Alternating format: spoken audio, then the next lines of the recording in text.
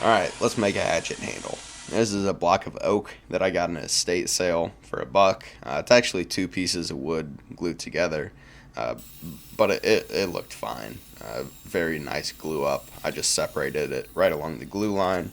The piece of wood itself seemed great. This Carpenter's hatchet, I think I got it from my old Scoutmaster. I used it until the head flew off, and then I beat the head back on there and jammed another wedge down there, and the head still came off. So I said, alright, it's probably time to make a new handle for this guy. The grain here is pretty decent. It's not quite vertical, like straight and up and down, but I think it'll be fine for this handle. Then I drew the outline of the hatchet head on here, found a design for the handle that I liked online, did my best to draw it on there, then I cut it out with a bandsaw.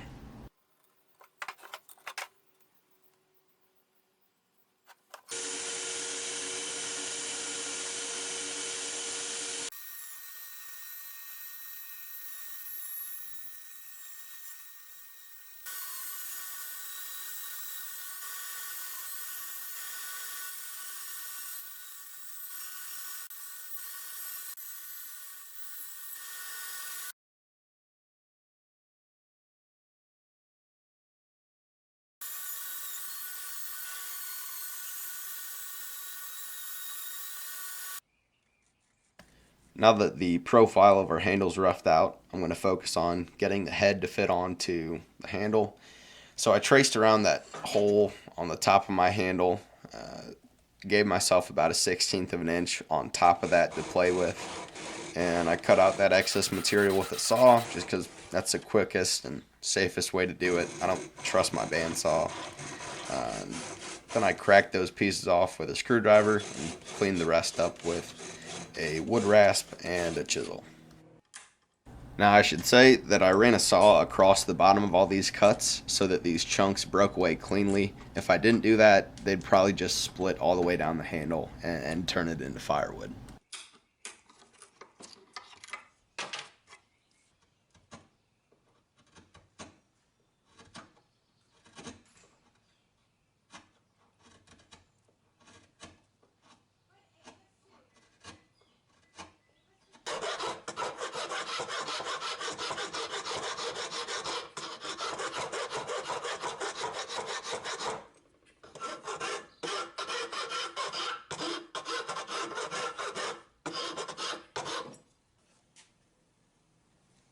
I was pretty happy with the fit right off the bat. It was good and tight. And over time, it seemed to loosen up. And that was partially probably because I took away material, and also partially because I fit the head on the handle a lot of times, and that just kind of wore it down. Here, I'm carving out that little curve that I need to have so that the head fits properly. I did a majority of the work with the Dremel, and then cleaned it up with a chisel.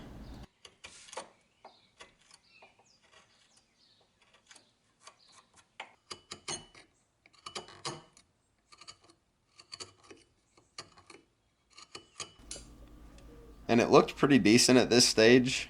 As I thinned out the profile and sanded it and finished it, I could see there were some gaps in there, but at that point I was like, I'm not trying to make this perfect. I think it'll be fine. That'll just be something I'll have to be more cognizant of with the next handle that I make. Then I cleaned up the other side of the profile. I left the bottom good and fat. That way my hand had something to register against and it wouldn't slip out of there easily. This is just kind of a guess, and I think I made it a little bit too thin and a little too curved. But overall, I'd take this over a straight handle any day.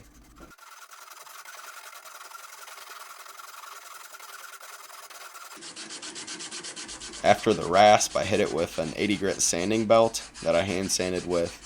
The sanding belts are really tough. They don't wear down easily, and yeah, they take off material quickly.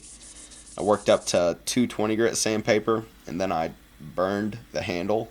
And I was going for more of a high contrast between the light and the dark wood, and I thought I could turn everything black and then sand it down. Uh, I think I could have done a little bit less burning, and it would have turned out better.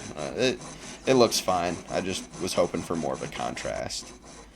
Then I cut the slit in the top of the handle for the wedge, and I lost the footage of, so I didn't press record when I should have, when I put the wedge in the handle, but you get the point. I stuck the wedge in that slit. I also put some wood glue in there and then beat it in there. I did it too aggressively and the wedge split, but I wasn't going to try to take it out at that point. So I cleaned it up with a coping saw. And then I'm not really sure what this next thing is called. I heard it called a step wedge at one point, so maybe that's what it's called. But it's just a piece of metal, three-pronged, almost like fork. I carved it out of a piece of metal with an angle grinder and a file, just real quickly, and I beat it in there, and I think it just secures the wedge in there and makes it a little bit tighter of a fit. Then I covered the handle in mineral oil, and I'll do that once a day for the next few days to build up a layer. And that's pretty much it.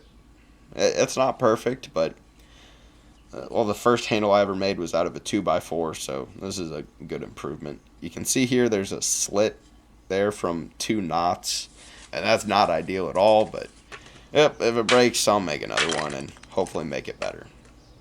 Here you can see it's a hatchet. It splits wood. It felt weird at first. I think it'll take a little while to get used to.